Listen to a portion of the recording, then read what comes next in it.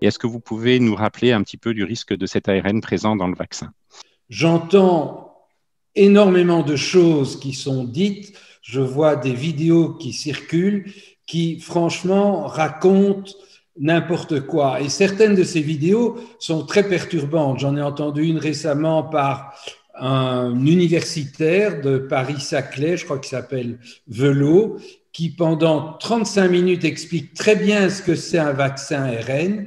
Et puis les 5 dernières minutes, ça dérape complètement en laissant sous-entendre qu'effectivement, ces vaccins ARN et les vaccins vecteurs viraux peuvent modifier le génome. Ceci est complètement faux. On sait très bien que l'ARN est incapable de s'insérer dans nos chromosomes, dans nos gènes.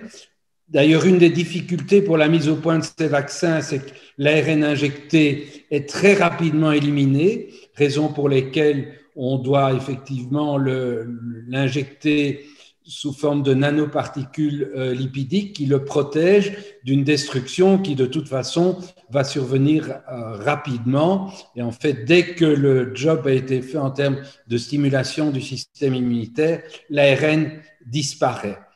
Alors peut-être qu'ultérieurement, je pourrais faire un commentaire qui sera peut-être un peu plus détaillé à propos des vaccins à vecteurs viraux. Je pense au vaccin AstraZeneca qui pourrait arriver bientôt, mais peut-être déjà un commentaire très clair, puisque ça c'est un vaccin à ADN, mais ces vaccins, contrairement aux produits de thérapie génique, ne vont pas s'insérer dans nos chromosomes et dans nos gènes, contrairement à ce que l'on raconte.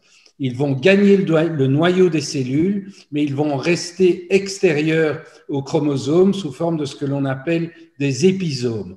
Donc, on peut dire beaucoup de choses sur les incertitudes qui persistent quant à la sécurité des vaccins, mais ne disons pas n'importe quoi. Le risque de modification du génome humain, simplement, est nul. Il n'y a aucun argument aujourd'hui pour penser que des processus de mutation par insertion génétique pourraient favoriser le développement de cancer, contrairement à ce qu'on a observé pour la thérapie génique, mais avec d'autres virus qui n'ont rien à voir avec, disons, les virus qui seront utilisés, par exemple, pour le vaccin AstraZeneca.